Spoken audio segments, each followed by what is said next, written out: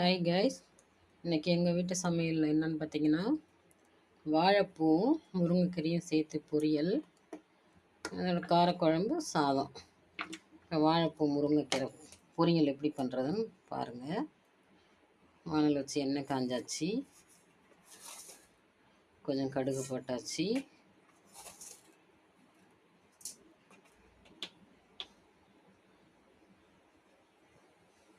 கடுகு பொரிஞ்சதும் 4 காஞ்ச மிளகாய், கொஞ்சம் கடலைப்பருப்பு போட்டாச்சு.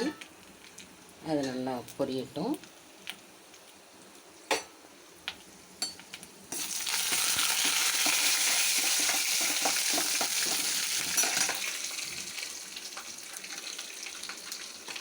அது கூட கொஞ்சம் வெங்காயம் போட்டு நல்லா வதக்கிப்போம். வாழைப்பூவை போட்டு நல்லா வதக்கிட்டு லைட்டாக கொஞ்சம் தண்ணி ஊற்றி வேக வச்சுடுவோம்.